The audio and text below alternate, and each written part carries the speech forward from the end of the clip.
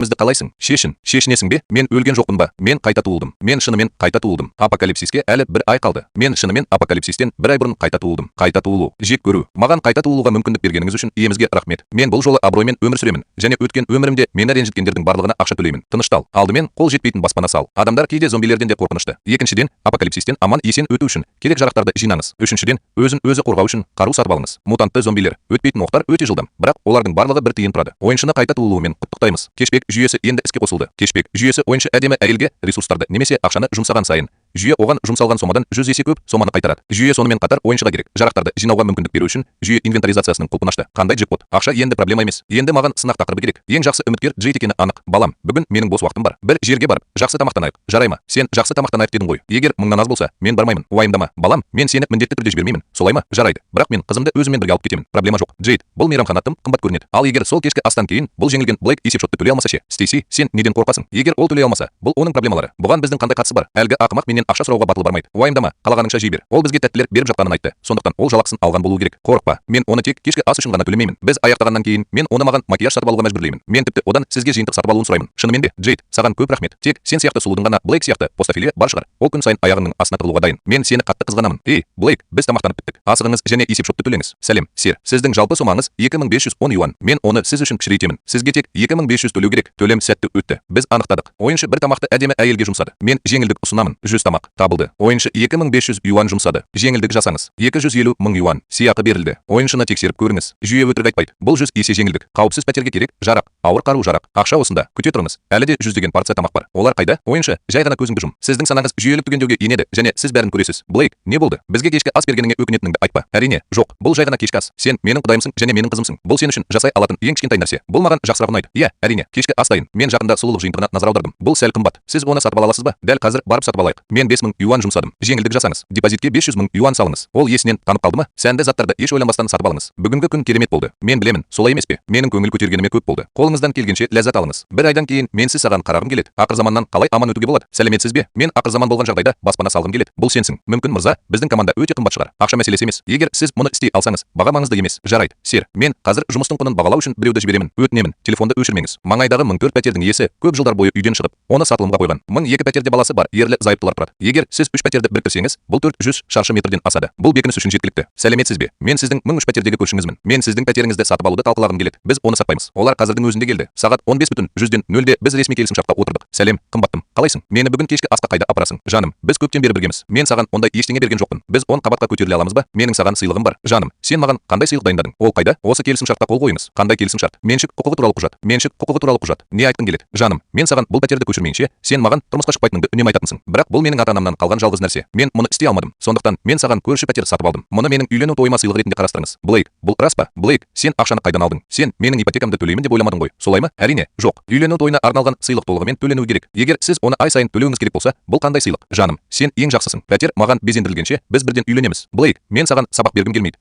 Бірақ бұл оған тұрарлық емес. Бір күні ше. Сем, уайымдама. Мен жақсы боламын. Сен не туралы ойлайсың? Жарайды. Сем, мына ақшаны алды, жылжымайтын мүлік сатып алма. Қауіпсіз жер тауып, қор жина. Саған қажет нәрсенің бәрі келесі айдың 6-сында далаға шықпа. Жарайды. Мен 3 жыл бойы өкшемнің астында болдым. Ол тіпті қолымды да ұстамады. Бір сүйісу үшін 10 миллион юаннан астам. Бұл жай ғана жиіркенішті. Өткен өмірімде мен ол үшін өлдім. Міне, қызық. Жаным, мен бүгін кешке көшіп келемін. Бұл керемет. Біз көрші үйде тұрамыз. Мен сені көремін. Кез келген уақытта. Бұл керемет. Балам, асықпа. Пәтер қазірдің өзінде сізге арналған. Сіз қалаған уақытта қозғала аласыз. Қараңызшы, бұрынғы қожайындар мұнда ұзақ жылдар бойы тұрып келген. Интерьер мүлдем ескірген. Маған бір ай уақыт беріңізші. Мен бәрін жөндеймін. Сонда сіз жайлы қозғала аласыз. Бұл жақсырақ емес пе? Жарайды. Жаным, сен сондай сүйкімдісің. Мен тағы бірнеше миллиард тапқым келді. Бірақ тәуекелге бара алмаймын. Кенеттен Оракал сектасы біледі. Күдікті. Ұмыт. Сәлеметсіз бе, Блейк мырза? Мен Глориямын. Дүниенің соңы болған жағдайда баспанаңызды қайта жабдықтау жобасының жетекшісімін. Сәлеметсіз бе, Блейк мырза? Сіз тек осы пәтерді жөндегіңіз келе ме? Бұл ғана емес. Көрші 2 пәтерде. Дүниенің ақыры бітсе, маған 3 пәтерді де баспанаға айналдыруыңыз керек. Блейк мырза, уайымдамаңыз. Біз сізге қажет нәрсенің бәрін жасаймыз. Біз баспананың ядролық жарылысқа төтеп беретініне кепілдік береміз. Бағаға келетін болсақ, бұл маңызды емес. Кез келген соманы атаңыз. Блейк мырза, мен оны тез түсіндім. Егер біз бәрін сіздің талаптарыңызға сай жасасақ, оның құны 500 миллион болуы мүмкін. Жоқ. Онша көп емес. 50 миллионға жетеді. Әрине, егер Блейк мырза мұны қымбат деп санаса, біз саудаласуымыз мүмкін. Кейбір қажетсіз шексіз мүмкіндіктерді де жоюға болады. Бұл қажет емес. 50 миллион және нүкте. Менің бір шартым бар. Баспана бір ай ішінде дайын болу керек. Егер сіз оны жеңе алсаңыз, мен сізге бонус ретінде қосымша 5 миллион беремін. Сіз жасай аласыз ба? Егер олай болмаса, мен басқа командаларға жүгінемін. Иә, Блейк мырза, уайымдамаңыз. Бір айдан кейін көңіліңізден шығатынына кепілдік беремін. Егер сізде басқа қосатын ештеңеңіз болмаса, біз қазір қол қойып, ертең жұмысқа кірісе аламыз. Ақша туралы уайымдамаңыз. Бір айдан кейін бұл сандар барлық мағынасын жоғалтады. Тездетейік. Бүгін іргетаспен аяқтайық. Блейкке не болды? Неліктен ол кенеттен жөндеу жұмыстарын бастады? Білмейсің бе? Мен оның көрші пәтерді де сатып алғанын естідім. Шынымен бе? Бұл жігіт ақшаны қайдан алды? Джейд Блейк саған шынымен пәтер сыйлады. Әрине, бәрі ресми. Меншік құқығы қазірдің өзінде маған қайта жазылды. Бұл ұсыныстың құрметіне сыйлық, дейді ол. Сонда сен оған шынымен үйленесің бе? Мен оған үйленемін. Қыз, мені мазақ етпе. Ол маған неге лайық? Мен оған тұрмысқа шықсам да, онымен ажырасуға себеп табамын. Пәтер бәрібір менікі. Ол оны менен тартып алмайды. Жөндеу жұмыстары біткен бойда мен бірден сол жерге көшемін. Тіпті жаратқан иенің өзі де бұл пәтерді менен тартып ала алмайды. Нефрит, 140 шаршы метр бар. Егер сен ол жаққа көшсең, мен жалдау ақысын төлемеймін. Сен маған бір бөлме қалдыра аласың ба? Әрине, біз ең жақсы доспыз. Сен менімен бірге тұра аласың. Рахмет, Джейд. Сен ең жақсысың, жаным. Қайда бара жатырсың? Стейси екеуміз әлі кешкі ас ішкен жоқпыз. Кеттік, тамақ ішейік. Мен бірдеңе істеуім керек. Мен көп болмаймын. Ей, Блейк, мен саған аш екенімді айттым ғой. Блейк, жарайды. Сен мүлдем жалаңашсың. Джейд, Блейк ше, ол біздің жаңа ғана не туралы сөйлескенімізді естиді. Жоқ, ол жаңа ғана үйден шығып кетті. Ол бізді қалай естиді? Мен түсінемін. Блейк саған тосын сый дайындап жатқан шығар. Тосын сый? Қандай тосын сый? Ол саған үйлену тойына сыйлық ретінде пәтер сатып алды. Солай ма? Сондықтан ол саған ұсыныс жасамақшы. Мен интернеттен оқыдым. Көптеген жігіттер ұсыныс жасамас бұрын қыздарын әдейі елемейді.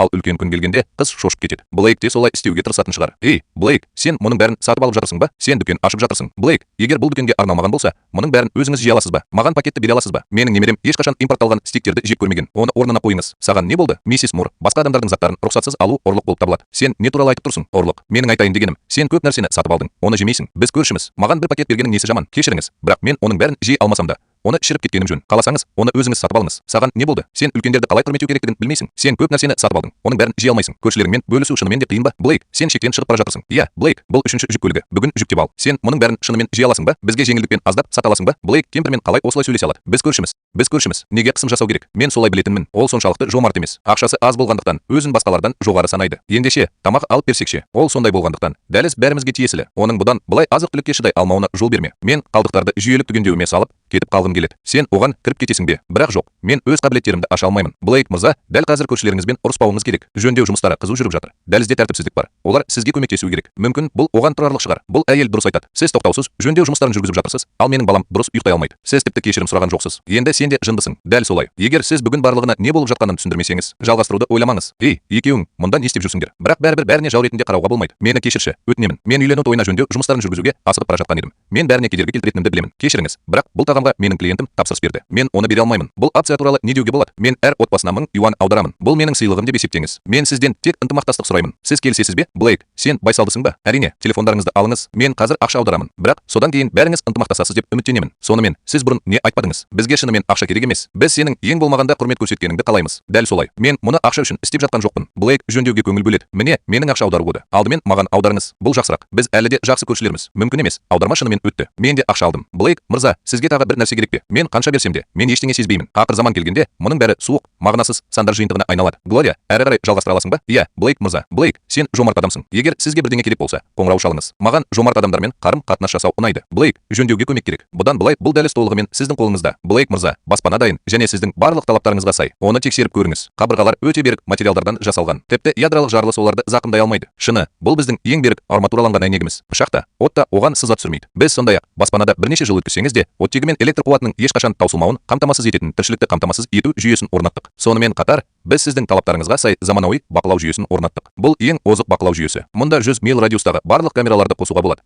Осылайша Блейк мырза сыртта не болып жатқанын бақылай алады. Бұл есік әлемдік деңгейдегі жарылысқа қарсы есік. Айталық, Блейк мырза оны ашқысы келгенше, тіпті ядролық бомба да оны бұза алмайды. Біз де аурухананың есігіне орнаттық. Блейк мырза, бұл қауіпсіздік түймесі. Оны басыңыз, саусақ ізі сәйкес келеді. Қауіпсіздік жүйесі іске қосылды. Бұл баспананы қорғау жүйесі. Егер біреу ішке кіруге әрекеттенсе, Блейк мырзаның қорғаныш жүйесін іске қосуы жеткілікті және ол бірден 1000 градус температурадағы жалынды сөндіріп, шабуылдаушыны тікелей тозаққа жібереді. Блейк мырза, баспанада 10 жатын бөлме, бассейн, караоке залы, спорт залы, жүрегіңіз қалағанның бәрі бар. Бірдеңені өзгерту керек болса, маған хабарлаңыз. Сіз керемет жұмыс жасадыңыз. Мен өте ризамын. Уайымдама. Мен саған бірден ақша аударамын. Рахмет, Блейк мырза. Тағы да рахмет, Блейк Блейк мырза, сенімен араласқаным жақсы болды. Айтпақшы, Глория, сенің ауыр қару-жарақ саласында байланыстарың бар ма? Масса, Глория, сенің қара қару-жарақ нарығында байланыстарың бар деп естідім. Блейк мырза, сіз не айтып тұрсыз? Заңсыз қару-жарақ саудасы қылмыс болып табылады. Мен мұндай байланыстарды қайдан аламын? Ойын ойнамайық. Менің не айтқым келгенін жақсы түсінесің. Мені дұрыс адамдармен жақындастырыңыз. Мен сізге ұсыныс үшін сыйақы ретінде 2 миллион беремін. Бұл қалай? Уайымдама, мен ақымақ емеспін. Мен ешкімге бір ауыз сөз айтпаймын. Әйтпесе мен өзімді қоямын. Жарайды. Блейк мырза, мен қазір ештеңе уәде ете алмаймын. Менің қару-жарақ саласында байланысым жоқ. Мен айналамнан сұраймын. Мен сізге хабарласамын. Глория, ақшаңды алып, оны жасыратын қауіпсіз жер тап. Мүмкіндігінше көп керек. Жарақтарды жинаңыз. Келесі айдың 6-сында далаға шықпа. Блейк мырза, сіз не айтқыңыз келеді? Келесі айдың 6-сында бүкіл әлем төңкеріледі. Егер сіз тірі қалғыңыз келсе, менің айтқанымды орындаңыз. Ескерту үшін рахмет, Блейк мырза. Мен абай боламын. Сәлеметсіз бе? Маған Глория кеңес берді. Маған өзімді қорғау үшін қару керек. Глория, қандай Глория? Глория, Блейк мырза. Менің ойымша, біз мұны жеке талқылауымыз керек. Мен келісемін. Ақырзаман, солай болсын. Блейк, не болды? Сен бірнеше күннен бері менің қоңырауларыма жауап бермей жүрсің. Жөндеу жұмыстары аяқталды. Ол әлде қашан бітті. Мен оны тосын сый ретінде сақтап қойдым. Қашан көшесің? Ой, мына қонақ бөлмеге қарашы. Диван, мен тұрмыстық техниканың бәрі жақсы.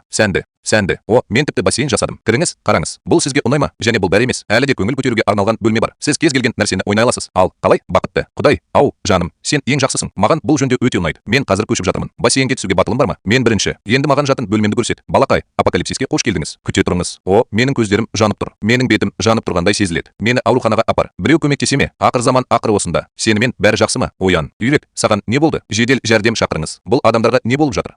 Сенде бәрі жақсы ма? Саған көмек керек. Барлығының назары жаңа ғана жаһандық қышқыл жаңбыры өтті. Оған ұшырағандардың бәрі зомбиге айналады. Үйде бол. Барлық есіктер мен терезелерді жауып, ағын суды ішпе. Уайымдамаңыз. Біз бұл жаһандық дағдарысты зомбылықтың жаппай өршуі болды. Дүрбелеңге түскен халық тарап кетті. Ол жерде нағыз хаос болып жатыр. Сәлеметсіз бе, Блейк мырза? Бұл сіз бе? Не болды? Глория, Блейк мырза, сізге көп рахмет. Егер сіз сол күні маған ескертпесеңіз, мен керек жарақтарды жинамас едім. Мен қазір зомби түскі асына баратын шығармын. Блейк мырза, мұның болатынын қайдан білдіңіз? Мен сенің аман есен болғаныңа қуаныштымын. Тек қиындықтан аулақ бол. Олар жоғарыға көтерілсін. Қандай ирония. Олардың бірі мені өткен өмірімде өлтірді. Ал екіншісі ашкөз, айлакер, ақша іздеуші. Блейктің оларды өлтірмегені оларға лайық болғаннан гөрі мейірімділік. Бұл туралы жеткілікті. Менің үлесім жақын арада жанып кетеді. Маған Mind Media ұнайды. Мен үкіметтің бізді тастап кетпейтінін білдім. Мына зомбилерді тезірек жой. Оларды ұр, қаттырақ ұр. Зомбилерді өлтіру әркімнің міндеті. Барлығын тынышталыңдар. Сізге керек, жарақ керек. Солай ма? Менде олардың саны көп. Олардың бәрі сен үшін. Егер сізде батылдық болса, өзіңіз келіңіз және алыңыз. Бірақ менің үйіме жетпес бұрын тірі қалуға тырысыңыз. Зомбилердің сені дәлізде жеп қоюына жол берме. Ал егер мен апокалипсис кезінде тікелей эфирге шығып, бұқтырылған тағам жасай бастасам ше, бұл интернетті жарып жібереді. Бәріне сәлем. Бұл Блейк, және бұл менің алғашқы тікелей эфирім. Менің саған көрсететін ештеңем жоқ. Сондықтан жай ғана мукбанг ашайық. Сәлеметсіз бе? Бұл кім? Блейк мырза, бұл төменгі қабаттағы емхананың докторы Нина. Мен сенімен сөйлескім келді. Доктор Нина мен оның емханасына соңғы рет дәрі-дәрмек алу үшін келгенімде,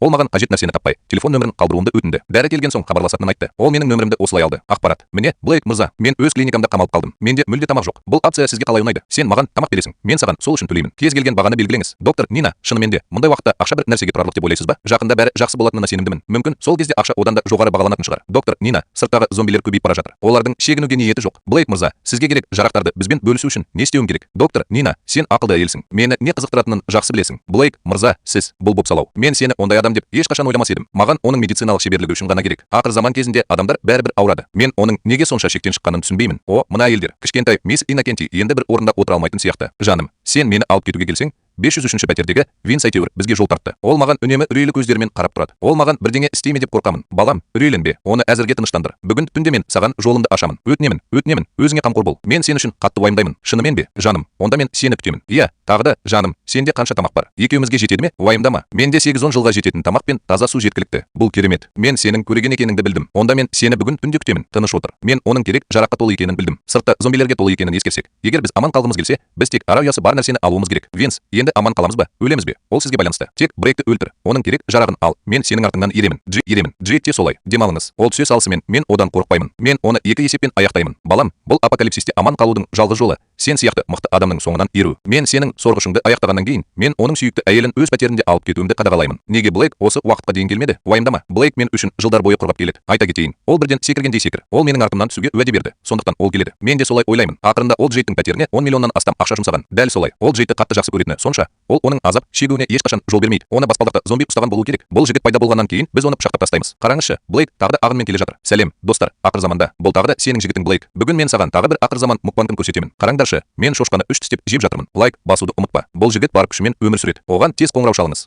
шалыңыз. Біз қоңырау шалыңыз. Біз оны бүгін осында тартуымыз керек. Блейк, сен маған уәде бергеніңді ұмытып кеттің бе? Мен саған айтамын. Егер сен бүгін түсіп, мені алып кетпесең, мен сені ешқашан кешірмеймін. Сонымен қатар, көрші пәтер маған арналған. Маған кілттерді дәл қазір бер. Мен көшіп келемін. Балақай, тоқта. Барлық жерде зомбилер бар. Мен төмен түсіп, сені алып кеткім келеді. Бірақ қолымнан келмейді. Бұл туралы не деуге болады? Сен маған жақындайсың. Мен 10 қабаттағы дәлізді тексеріп жатырмын. Зомби жоқ. Блейк, мен саған тым мейірімді болдым. Ол жерде қауіпті. Мен қалай тұруым керек? Сен мені белгілі бір өлімге жібересің. Мен есікті ашық қалдырамын. Бұл акция сізге қалай ұнайды? Сонда шынымен ештеңе шықпайды. Мен бұл зомбилерді көріп, сол жерде қатып қалдым. Мен шынымен сыртқа шыға алмаймын. Зомбилер жойылғанша күте тұрсам қалай болады? Содан кейін мен төмен түсіп, сені алып кетемін. Тек келісіңіз. Біз жоғарыға көтеріліп, оны табамыз. Керемет. Мен бүгін кешке келемін. Тамақ дайында. Мен аштан өліп жатырмын. Бәрі жақсы. Мен күтемін. Менің саған тосын сыйым бар. Сен жындысың ба? Ол жаққа көтерілу өз-өзіне қол жұмсаумен тең. Демалыңыз. Баспалдақ қауіпсіз болу керек. Біздің бөлме дәл оның жанында орналасқан. Біз баспалдаққа жеткенде бәрі жақсы болады. Біз кезбе зомбиге тап болсақ та, үшеуміз онымен дұрыс күресеміз. Жылауды қой. Сен зомбилерді тартып аласың. Тыныш бол. Біздің өлтірілгенімізді қалайсың ба? Стейси, тыныштал. Жылауды қой. Біздің өлтірілгенімізді қалайсың ба? Егер сен зомбилерді тартсаң, мен сені оларға өзім лақтырамын. Түсіндің бе? Джейд, маған қоңырау шал. Сәлеметсіз бе? Біз 8-ші қабатта тұрмыз. Есікті аш. Асығыңыз. Балақай, мен күте алмаймын. Қозғалыңыз. Мен бұл жігітті 2 есе төлеуге мәжбүр етемін. Сен де солай істейсің. Біздің жаңа өміріміз жақындап қалды. Орныңнан тұрып, менің соңымнан ер. Оны аяқтайық. Мұқият тыңда. Мен бірінші барамын. Екеуің арқамызды жауып тұрсыңдар. Дыбыс шығармаңдар. Үшеуің ақыр заманға қош келдіңіздер. Блейк, есікті аш. Бұл менмін. Мен осындамын. Аш. Блейк, есікті аш. Бұл менмін. Мені құтқар. Мен өлгім келмейді. Блейк, сен осындасың ба? Тездет. Ол не істеп жатыр? Неге ол есікті ашпайды? Мен үшеуің осы уақытқа дейін жетесіңдер деп ойламадым. Бірақ егер сен осылай өлсең, бұл тым жалықтырар еді. Қанша уақыт шыдай алатыныңды көрейік. Джейд, Блейк бізді алдады. Мен жаңа ғана 1004-ші отрядты көрмедім. 1002-сі де жоғалып кетті. Тіпті Блейктің 1003-ші отряды да жоғалып кетті. Бұл есік пәтердің кәдімгі алдыңғы есігіне ұқсамайды. Ол тапсырыс бойынша жасалған. Блейк ақыр заманның келе жатқанын білді ме? Сондықтан ол осының бәрін жинап, тіпті өте сенімді бүңкер салды. Бұл мүмкін емес. Ол мені қатты жақсы көреді. Егер ол ақыр заман туралы шынымен білсе де, ол маған айтар еді. Бұл жай ғана кездейсоқтық болуы мүмкін. Бұл кездейсоқтық. Не болса да, біз оны алдап,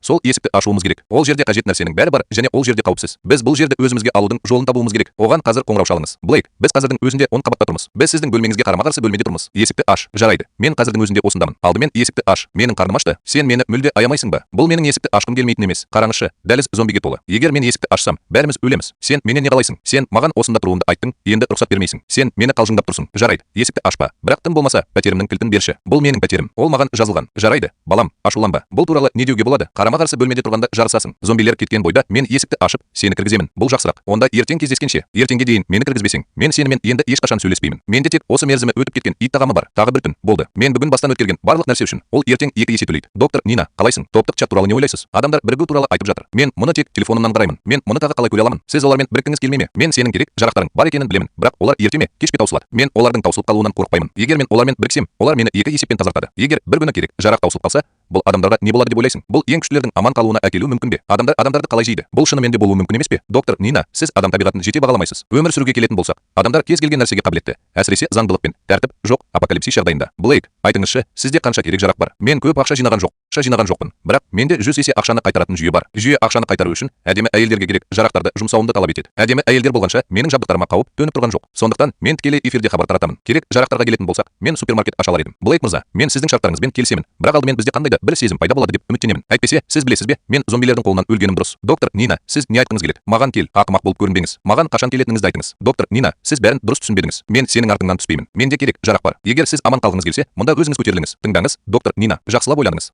Егер сіз жоғары көтерілуді шешсеңіз, маған қоңырау шалыңыз. Мен сіздің қауіпсіздігіңізге кепілдік беремін. Кросс Хилл Эстейтс, Джуксинг Ситидегі ең қымбат аудан. Мұнда тек өте бай және күшті адамдар тұрады. Мелодия, мен сіз тексеруді сұраған стример туралы ақпаратты таптым. Ол біздің платформада ақыр заман басталғаннан кейін ғана трансляциялай бастады. Оның шын есімі Блейк болумен қатар, мен оның бізбен бір қалада тұратынын білдім. Дәл осы жерде, Сусинде. Блейк, біз онымен байланыса аламыз. Иә, біздің платформаға тіркелу кезінде ол өзінің телефон нөмірін берді. Мен оны басып шығарып файлға салып қойғанмын. Мелодия, саған бұл Блейк не үшін керек? Оның танымалдылығына байланысты. Ақыр заман біткен соң, онымен келісімшартқа отырғың келе ме? Келісімшартқа қол қой. Танымалдылықтың несі жақсы? Бұл қазір ақыр заман. Ақымақ атаққа кім мән береді? Оның үстіне бұл ақыр заманның қашан бітетінін ешкім білмейді. Біз қалған өмірімізді қорқынышпен өткізе аламыз. Онда ол саған не үшін керек? Мелодия, бұл Блейктің көптеген керек жарақтары бар шығар. Онымен хабарласып, одан бірдеңе ала алатынымызды көрейік. Мелодия, сізге тек бір жаңартуды жіберу керек. Мыңдаған жанкүйерлер сізге керек жарақтарды жіберу үшін күреседі. Неге өз өміріңізді қиындату керек? Сіз тым көп ойлайсыз. Бұл қазір ақыр заман. Ешкім ештеңе жеткізбейді. Тіпті келсе де, олардың жақсы ниеттері бар екеніне кепілдік бере аласыз. Егер олай болмаса, неге бұл Блейк? Өйткені Блейк апокалипсистен бір ай бұрын баспана салуды бастады. Ол тіпті көптеген керек жарақтармен қамтамасыз етілген. Дүниенің ақыры келетінін білгендей болды. Және бұл бәрі емес. Қарашы, онда кім бар? Түн ортасында. Сіз тым болмаса ұйықтай аласыз. Сәлеметсіз бе? Сіз адамдарды оятудың әдепсіздік екенін білмейсіз бе? Сәлеметсіз бе? Блейк мырза, менің атым Мелодия. Сіз мен туралы естідіңіз бе? Мелодия, жүр, саған. Мен ұйықтауға тырысамын. Ұйқы бұл маңызды нәрсе ақыр заман. Сымның екінші жағындағы бұл адам ештеңені түсінбейді. Қайталап көрейік. Ханым, бұл ақыр заман. Сіз алаяқсыз. Сіз алаяқсыз ба? Сізге қанша ақша керек? Ал, сен әдемісің бе? Яғни, Блейк мырза, мені тыңдаңыз. Өтінемін, маған сеніңіз. Мен шынымен мелодиямын. Ол қалжыңдамайтын сияқты. Өз тұлғасы бар нағыз атақты адам. Сонда менен не қалайсың? Соңғы 2 күнде біздің платформада жатқанын байқадым. Мен ақыр заман кезінде мукбангты көремін деп ойламадым. Нүктеге жақынырақ. Сізге шынымен не керек? Блейк мырза, бұл мәселе. Мен сіздің хабарларыңызды қарап отырдым. Сізде кездейсоқ керек жарақ жоқ. Мен саған шын айтамын. Ақыр заман барлығын таңғалдырды. Егер Блейк мырзаның қосымша керек жарақтары болса, біз оны жеңе алуымыз үшін бізбен бөлісесіз деп үміттенемін. Әрине, бағаңызды айтыңыз. Егер менің мүмкіндігім болса, мен бұл туралы ойланбаймын. Мисс Мелодия, менде керек жарақ бар. Мен сізбен бөлісуге қарсы емеспін. Жалғыз мәселе біз бір-бірімізден алыспыз. Мен саған бергім келсе де, сен алмас едің. Блейк мырзаның алаңдайтын ештеңесі жоқ. Шарттарды талқылайық. Сіздің талаптарыңыз қандай? Менде олар жоқ. Егер сіз мұнда жете алсаңыз, мен сізбен керек жарақтарды бөлісемін. Тамаша. Блейк мырзаның нақты мекен жайын айтыңыз. Moonlight Gardens, Нанзан ауданы. 3 үй, 2 ғимарат, 502 пәтер. Атақты адамдар әрқашан соншалықты аңғал бола ма? Әлде олар зомбилердің қаншалықты қауіпті екенін білмейді ме? Бүгін кешке бізде толық үй бар. Глория, не болды? Блейк мырза, Мелодия сізге жаңа ғана хабарласты. Сіз қайдан білдіңіз? Мен солай білетінмін. Сіз қалай ойладыңыз? Глория, 6 цент. Мен сенің олардың платформасында трансляция жасағаныңды білемін. Ол сені байқаған болуы керек. Ол менен көлік туралы сұрады. Сондықтан оған керек жарақ керек. Қаладағы барлық супермаркеттер мен дүкендер тоналып үлгерді. Сен оның жалғыз жолысың. Ол екеуміз бұған дейін бір рет келісім жасасқан едік. Менің командам оның көлігін өзгертті. Бірінші дәрежелі қорғаныс. Ол маған жаңа ғана хабарласып, көлік туралы сұрады. Мен ол сені тауып алады деп шештім. Блейк мырза, ол қандай шарттармен керек жарақ алуға келісті? Ешқандай шартсыз. Егер ол мұнда аман есен жете алса, онда керек жарақтарды бөлісу қиын емес. Глория, сен тағы бірдеңе айтқың келді ме? Иә, мен қаладым. Мен сенен жасырмаймын. Мен сенің кеңестеріңді тыңдап, керек жарақтарды жинадым. Бірақ олар ең көбі бір аптаға жетеді. Мен де сенен керек жарақтарды қарызға алғым келеді. Әрине, оның орнына мен сізге біздің компания өзгерткен көлікті бере аламын. Глория, мен қазір қандай көлікті жалға алуым керек? Сен маған Rolls-Royce'ты берсең де,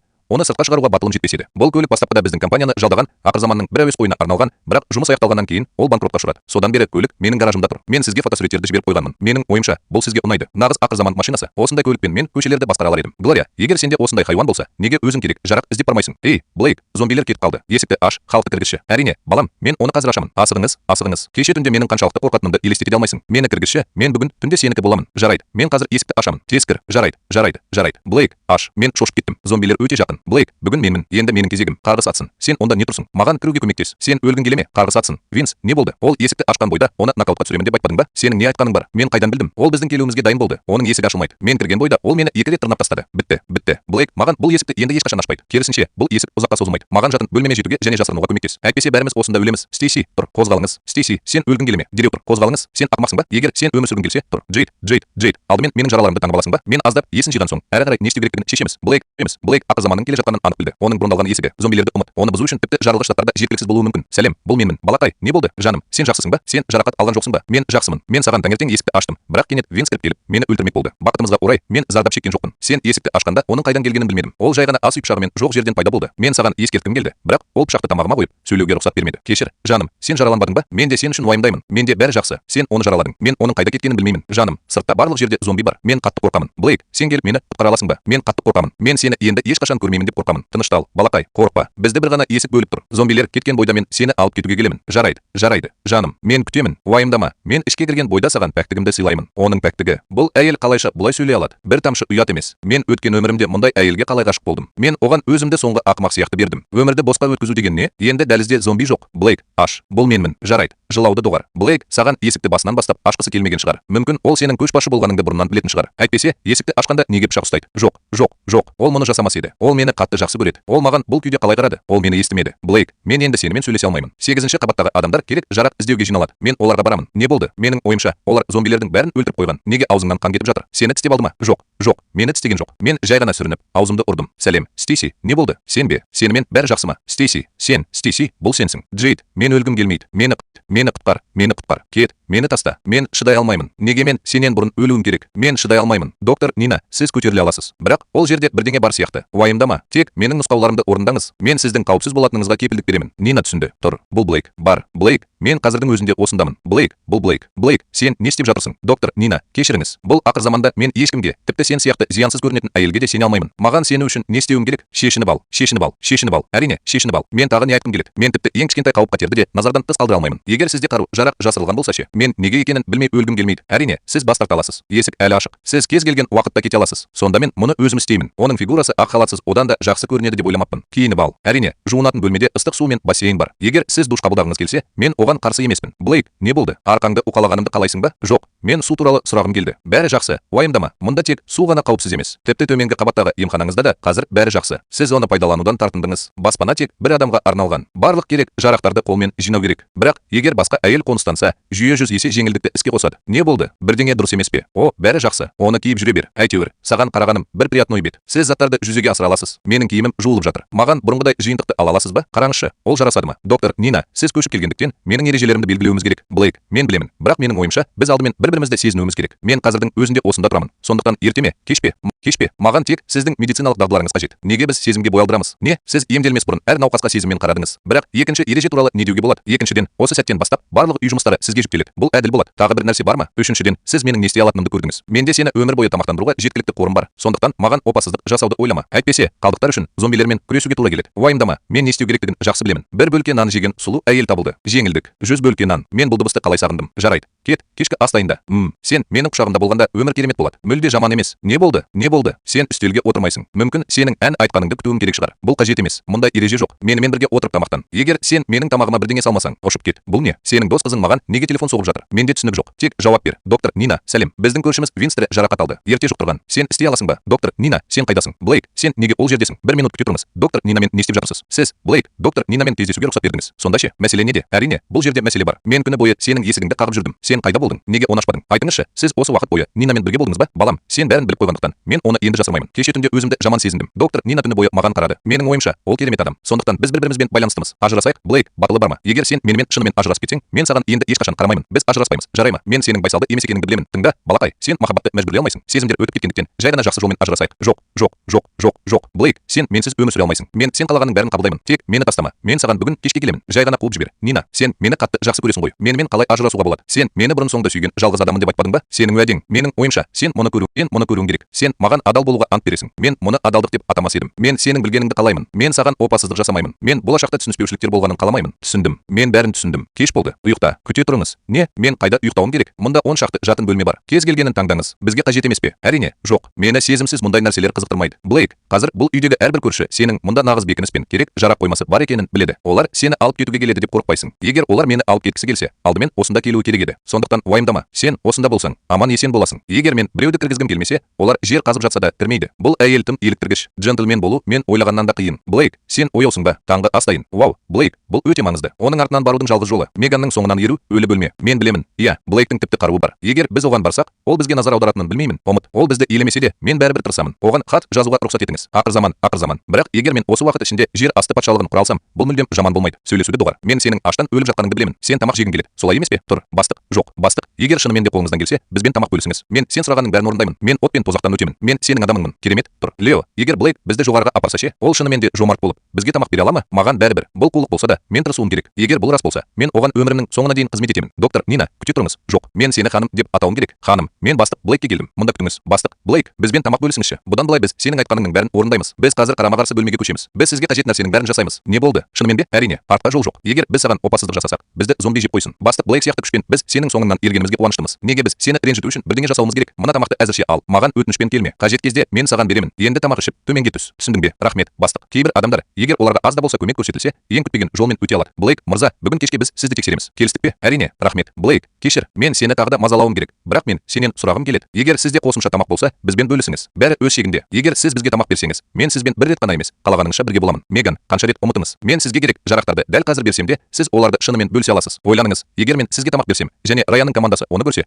олар сізге оны сақтауға рұқсат береді деп ойлайсыз ба? Мықтап ұстаңыз. Үміт бар. Біз оны жеңе аламыз. Ах, Мелодия, мен қорқамын. Қорықпа. Біз Блейкті тапқаннан кейін бәрі жақсы болады. Глория, жүк салғышташ. Сен не істеп жатырсың? Егер біз көліктің артына жабысып қалған зомбилерден құтылмасақ, бәріміз өлеміз. Бірақ егер зомбилер көлікке отырса, біз аяқтаймыз. Маған бәрібір. Біз тәуекелге баруымыз керек. Мелодия, сен не істеп жатырсың? Бұл қосалқы резервуар. Бензиніміз таусылса, біз де құрып кетеміз. Маған бәрібір. Алдымен мұрныңыздың алдында не тұрғанын анықтаңыз. Глория, сен неге тоқтадың? Біз ары қарай жүре алмаймыз. Алда зомбилер тым көп. Блейктің үйіне әлі 10 шақырым қалды. Бұл көлік жанармай жеп жатыр. Резервуар бос дерлік. Біз тоқтап, қайта жиналуымыз керек. О, жоқ, өтінемін. Мені өзіңізбен бірге алып кетіңіз. Мен саған тамақ бере аламын. Балам, сен мұнда жалғыз не істеп жүрсің? Ата-анаң қайда? Анам мен әкем маған тамақ іздеп кетіп қалды. Бірақ олар бірнеше күннен бері жоқ. Олар қайтып оралмады. Бейшара қыз, Глория Мелоди, оны өзімізбен бірге алып кетейік. Егер ата-анасы оған қайтып оралса ше, егер біз баланы осында қалдырсақ, ол ұзаққа созылмайды. Егер оның ата-анасы тірі болса, олар бір күні қайтадан бір-бірін табуы мүмкін. Біз зерттелмеген аумаққа кіріп жатырмыз. Глория, біз не істейміз? Мен жолды білемін. Әдетте бұл жерде аз адамдар жүреді, ал көліктер жоқтың қасы. Бірақ ол жерге жету үшін біз тұрғын ауданды аралап өтуіміз керек. Ол жерде зомбилер көбірек болатыны сөзсіз. Бұл маңызды емес. Біз әлі де тәуекелге баруымыз керек. Мықтап ұстаңыз. Блейк мырза, біз сіздің үйіңізден шамамен 10 шақырым қашықтықтамыз. Сіз мұнда шынымен жете аласыз. Блейк мырза, біз сізді табу үшін өз өмірімізді қатерге тігіп жатырмыз. Бізбен керек жарақтарды бөлісіңіз. Егер сіз мұнда тіркелсеңіз, бұл туралы сөйлесейік. Мелодия, керек жарақтарды алғаннан кейін не істейсіз? Менде түсінік жоқ. Иә, қазір дүниенің ақыры. Біз қайда баруымыз керек? Сен не істемекшісің? Сенің жоспарың қандай? Мен, әрине, Блейктен онымен бірге тұруға рұқсат беруін сұраймын. Мен оны салуға көмектестім. Мен саған келесі өмірімде төлеймін. Тара, сен не істеп жатырсың? Көлікке қайта отыр. Бітті. Біз енді бара алмаймыз. Біз жүгіруіміз керек. Блейк аймағында зомбилер көп емес деп үміттенейік. Менің айтқанымды істе. Менің айтқанымды дәл орында. Мен айтқан жерге бар. Кір. Мұқият. Мұқият. Мен анам, мен әкемді тапқым келеді. Блейк, сен не істеп жатырсың? Тыныштал. Бұл күнделікті тексеру. Доктор Нина келгенде, оған да солай қарады. Саған не керек? Мен демалмас бұрын мені қорқытпайтыныңа көз жеткізуің керек. Біздің не істегенімізді қалайсың? Шешін. Неге шешіну керек? Олар, әрине, киімдерін шешіп алды. Мен тағы не айтқым келеді? Блейк мырза, шектен шықпаңыз. Әйел сізге қандай қауіп төндіруі мүмкін? Біз табалдырықты аттаған бойда бізді шешіндірудің қажеті жоқ. Кейде әйелдер ең қауіпті болып табылады. Мен сенің қауіп төндірмейтініңе сенімді бола алмаймын. Сонымен қатар, сіз жаңа ғана зомбилер тобынан өттіңіз. Мен сіздердің ешқайсыларыңыздың жұқтырмағаныңызға көз жеткізуім керек. Егер сіз қаламасаңыз, дәл қазір кете аласыз. Глория, сен бұл жігітке шынымен де қалағанын істеуге рұқсат бересің бе? Ол бізді пайдаланғысы келетіні анық. Мелодия, оның орнында сен де солай істейтін едің. Сіз де сіздің үйіңізде ықтимал қауіптің өмір сүруіне жол бермес едіңіз. Солай емес пе? Мелодия, сен атақты адамсың. Мелодия, сен жеткілікті көрдің бе? Ескі киімдеріңді шеш. Оның үстінде зомби вирусы болуы мүмкін. Бұл не? Киім алып кетпе, әлде тастап кетпе. Мен әлі күнге дейін жалаңаш жүре аламын. Оларды жууға апарыңыз. Кеттік. Блейк, бұл біз жолда алып кеткен бала. Мен оны аядым. Сондықтан мен оны өзіммен бірге алып кеттім. Сен қарсы емессің ғой, солай ма? Керемет. Мен жүрексіз емеспін. Сонымен қатар, мен мұндай баланы зомбиге лақтыра алмаймын. Мен анам мен әкемді тапқым келеді. Мен оларды тапқым келеді. Элли, жақсы қыз бол. Анам мен әкем жылауды ұнатпайды. Солай ма? Сырттағы құбыжықтардың бәрі жоғалып кеткенде, мен сені оларға апарамын. Мелодия, сен сондай әдемісің. Сен нағыз жұлдызсың. Блейк, сен бізге уәде еткен керек жарақтар ше. Неге мұндай асығыс? Кеш болды. Керек жарақтар ертеңге дейін күте алады. Балалар, сендер сөйлесіп тұрсыңдар. Мен ұйықтаймын. Бұл Блейктің барлық керек жарақтары. Керемет. Бұл көкөністер мен ет бірнеше күннен бері осында және әлі де жаңа піскен. Мелодия, сен оны елестете алмайсың. Блейк мұның бәрін ауадан жасады. Ауадан ба? Мелодия, сен маған сене аласың ба? Мен оның бірнеше минутқа жоғалып кеткенін өз көзіммен көрдім. Содан кейін ол қайтадан пайда болды. Кеше ол маған киім сыйлаған кездегідей. Элли қайда? Ол соңғы кездері жақсы ұйықтамаған шығар. Кеше түнде басы жастыққа тиген бойда сәби есінен танып қалды. Ол әлі ұйықтап жатыр. Тамақ дайын болған соң оны оятамыз. Сен не қарап тұрсың? Мені басқа киіммен танымайсың. Тезірек тамақтан. Мен аш емеспін. Мен алдымен душқа түсемін. Бұл адамдар ақырында әрекет етуді шешкен сияқты. Жарайды. Мен бүгін кешке олармен көңіл көтеремін. Қайтып келіп, Раянның тобын бақылаңыз. Егер бірдеңе болса, маған дереу хабарласыңыз. Рахмет, бастық. Біз сенің артыңнан кезекшілікке барамыз. Уайымдама, біз оларды мұқият қадағалаймыз. Блейк, мен саған тізімді беріп қойғанмын. Біз саған қашан көтеріле аламыз? Раянның адамдары мүлдем қатыгез болды. Кеше олар сенің қолыңда бір үзім нан ұстап тұрған баланы көріп, оны сенен тартып алды. Осылай жалғаса берсе, бәрі жаман болып қала ма деп қорқамын. Мен онымен жұмыс істеп жатырмын. Не болды? Қандай шу? Бұл жақсы. Біреу есікті қағып жатыр. Олар керек жарақтарды алуға тырысады. Жарайды. Олар ертеңге дейін қағып кетсе де төсекке жат. Бұл есікте сызат қалмайды. Раян, мені құтқар. Бар. Блейк, мен саған бірдеңе айтуым керек. Бұл не болса да, менің шыққанымды күт. Бұл қандай айырбас пункті? Вирустық сарысу дегеніміз не? Және салым ұпайларын қалай алуға болады? Вирустық сарысу. Егер адам зомбиді тістеп алса,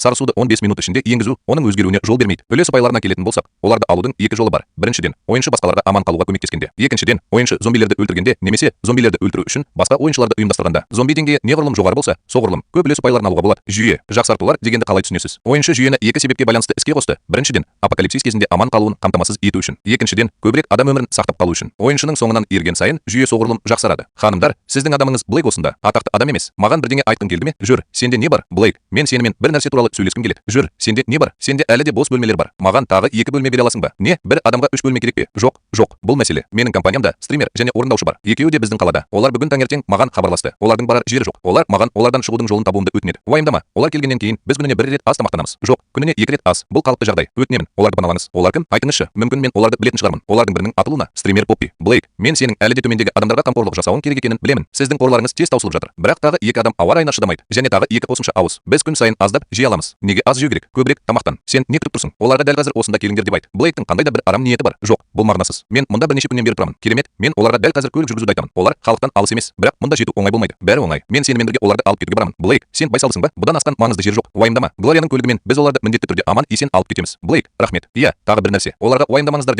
деп айт. Маған 3 күн беріңізші. Біз олардың артынан барамыз. Уф, қараңдаршы, олар қаншалықты көңілді. Біз қосыла аламыз ба? Кеттік. Кеш ұйымдастырайық. Мен қазір келемін. Мен қазірдің өзінде барамын. Бұл атақты шынымен де халықтың біріне айналды. Жүйе, зомби шабуылынан қорғайтын нәрсе бар ма? Сіз арзан нәрсеге кеңес бере аласыз ба? Не? Мен бұл мүмкіндіктің құлпын жаңа ғана аштым. Ал сен маған бай адам сияқты қарайсың. Жарайды. Қарғыс атсын. Бастық, бұл жарылыстан қорғайтын есік бір нәрсе ғана. Зомбилерді ұмыт. Тіпті бомбада бұл нәрсені бұза алмас еді. Бүгін біз 2 адамды алып кетуге барамыз. Менімен бірге жүруге батылың бар ма? Неден қорқасың? Бастық, сенімен бірге. Мен кез келген жерге барар едім. Бастық, олай істеме. Біз отбасымыз. Тек алға шыққан кезде айтыңыз. Бастық, сен жай ғана аңысың. Тіпті сіздің командаңызда Богина Мелодия бар. Мен саған бас иемін. Маған ханымдарды қалай жеңуге болатынын үйретші. Қазірдің өзінде жеткілікті. Біз қайтып келгенде қыздарды алаңыз. Бастық жақсы. Бастық керемет. Бастықтың соңынан еру. Ыстық кездесуге бара жатқан жолда болу. Кет, көлігіңді толтыр. Біз сені қорғаймыз. Сен жолды білесің. Сен көлік жүргізіп жатырсың. Ал біз оны жауып жатырмыз. Вау, бұл адреналин, бұл ақылсыз. Құдай, оларды жаншып таста. Бастық, сенде әлі де бар ма? Мен оны сынап көрейін. Қазір әзілдесетін уақыт емес. Жағдайды бақылаңыз. Зомбилердің сырғып кетуіне жол бермеңіз. Богина, сен керемет көлік жүргізесің. Мен атақты адамдар ешқашан көлік жүргізбейді деп ойладым. Богина, мен сенен әрқашан бір нәрсе сұрағым келді. Сіз сүйісу көріністерін түсіріп жатқанда, бұл нағыз сүйіспеншілік. Богина, ақыр заман аяқталғанда, егер сіз фильм түсіргіңіз келсе, маған кішкене рөл бере аласыз. Дәліз зомбиге толы. Екеуі бірге түсе алмайды. Біз жоғарыға көтерілеміз. Бізді осында күтіңіз. Мен жалғыз қалудан қорқамын. Сонымен қатар, сіз олардың қайда екенін де білмейсіз. Мен сені ертіп барайын. Жақсы, мен бірінші барамын. Әуенді қорға. Уайымдама, бастық. Мен оны жеңе аламын. Баспалдақпен жоғары. Бастық, біз не істеуіміз керек? Артқа шегінейік. Біз қазірдің өзінде осындамыз. Артқа жол жоқ. Лео, әуенді қорға. Тылға назар аудар. Спенсер, сен екеуміз алға ұмтыламыз. Бастық, Декс, қандай бастық? Мені құтқар. Бұл жерде қауіпсіз емес. Кеттік. Алға. Онда кім бар? Ай, бұл менмін. Көкнәр, әуен. Мен сені қайта көретініме сене алар емеспін. Мен Көкнәр, екеуміз осы тұзақта өлеміз деп ойладым. Жарайды. Сен қазір қауіпсізсің. Мен осындамын. Солай ма? Ай, Көкнәр, Құдай, ау, мен кездейсоқ атақты клубқа кіріп кеттім бе? Бастық, сенде осындай артықшылықтар бар ма? Жарайды. Қорықпа. Барлығыңды таныстыруға рұқсат етіңдер. Бұл Лео. Ай, сәлем. Мен Спенсермін. Бұл үшін кешіріңіз. Мен жаңа ғана зомбилерді өлтірдім. Қолдарым сәл лас. Бұл мен саған айтқан Блейк. Қазір бәріміз онымен бірге тұрамыз. Блейк, не істеуіміз керек? Қайтып кел. Жоқ. Дәл қазір сыртта болу өте қауіпті. Біз күтуіміз керек. Кешіріңіз. Бірақ Луна екеуміз бірнеше күннен бері тамақ ішпедік. Барып, оларға бірдеңе дайында. Біз біраз демаламыз. Мелоди Блейк, қандай сиқыршы. Ол сонша тамақты қайдан алды? Менде түсінік жоқ. Ол жұмбақтарға толы. Тамақты ұмыт. Ол тіпті тапаншаларын жоқ жерден де ала алады. Бастық, мына Блейкке батып кеттім деп айтпа. Сен не туралы айтып тұрсың? Ол маған қалай ұнай алады? Шынымен бе? Әрине, жоқ. Бастық, ол жақтағы тіршілік иесі зомби болатын. Мен де сенімді емеспін. Тамақ ішіп, бірден алға шығайық. Маған бәрі формада болу керек. Тамақ ішпеңіз. Күш-қуатыңызды қалпына келтіру үшін жеткілікті мөлшерде жеңіз. Егер сіз тым көп жесеңіз, алға жылжу уақыты келгенде летаргиялық боласыз.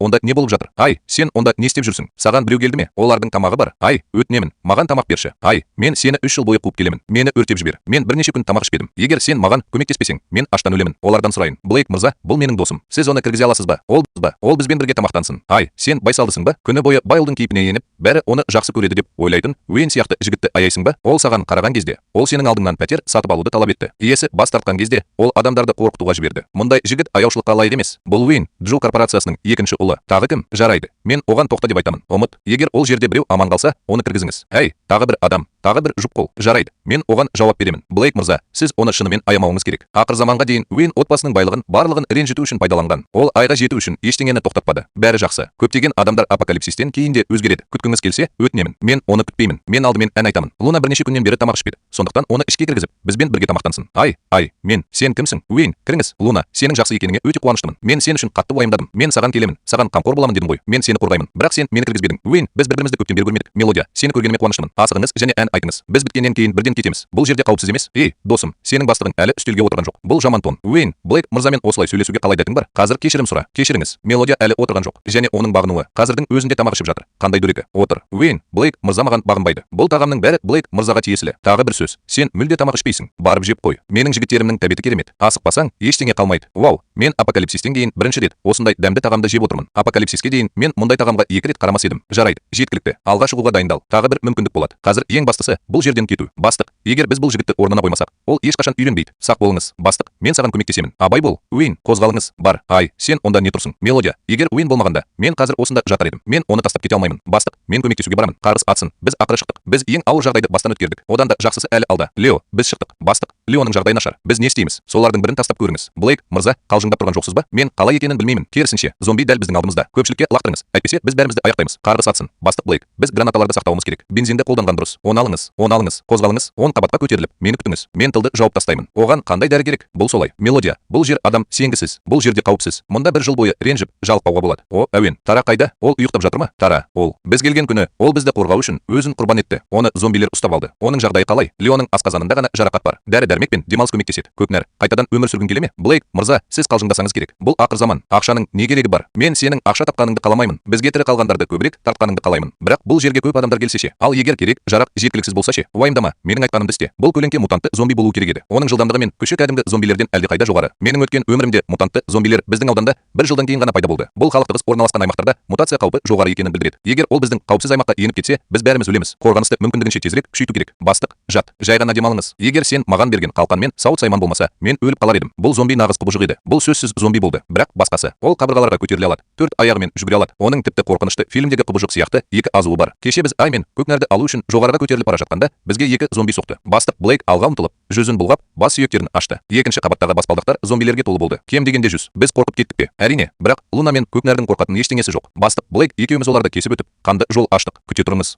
Спенсер, сенің тобың көшенің арғы жағындағы ғимаратта болды ма? Иә, Рекс, не болды? Мен сенде қару, жарақ пен модификацияланған әскери көлік бар екенін көрдім. Саған не керек? Қателеспе. Біз құрылысшылармыз. Бізде мықты жігіттер көп. Бізге қосылуға мүмкіндік беруіңізді өтінеміз. Жарайды. Мен алдымен бастығымнан сұраймын. Сосын сізге жауап беремін. Бастық, қарама-қарсы ғимараттағы кейбір адамдар бізге қосылғысы келеді. Сен не айтасың? Қандай адамдар? Адамдар, мықты құрылысшылар тобы. Оның айтуынша, олар зомбилерден қорықпайды және сіз оларға мүмкіндік бересіз деп үміттенеді. Оларға айт, оларды кіргізсін. Мені 8-ші қабатта күт. Түсіндім. Бәріне сәлем. Мен Көкнәрмін. Мен көптен бері ұмтылмадым. Бүгін менің апокалипсистен кейінгі алғашқы тікелей эфирім. Вау, керемет. Алақай. Біріншіден, мені қолдағандардың бәрі менің тірі және қауіпсіз екенімді білуі үшін эфирге шығамын. Екіншіден, мен сізге қауіпсіз жер тапқанымды айтқым келеді. Мен қазір Сусин қаласындағы айбақтарында жүрмін. Мұнда көптеген тірі қалғандар жиналды. Біз бәріміз біргеміз. Егер сіз алыс емес болсаңыз, бізге қосылыңыз. Осы ақыр заманды бірге бастан өткерейік. Блейк, балалар, сіздерді таныстыруға рұқсат етіңіздер. Бұл Блейк, ол бәрімізді біріктірді. Тамақ туралы уайымдама. Егер біз бірге жұмыс жасасақ, тіпті ақыр заманда бізді аштыққа ұшыратпайды. Бастық, сен осындасың. Бәрі қайда? Олар сені 820 бөлмеде күтіп отыр. Мен оларды кіргіземін. Айта кету керек. Бұл құрылысшылар нағыз аңдар. Олар қауырсындар сияқты ауыр сынықтарды бұлғап жатыр. Рекс, сен біздің күшімізді біріктіру туралы сөйлесуге келгендіктен, алдымен қаруыңды қой. Оған айтсын. Сенің атың кім? Мен Рекспін. Рекс, сенің ерлігіңді біз өз көзімізбен көрдік. Балалар мен саған тәнтіміз. Сондықтан біз сізге қосылғымыз келеді. Уайымдамаңыз. Біз зомбилерден қорықпаймыз. Егер сізге керек жарақ алу үшін сыртқа шығу керек болса,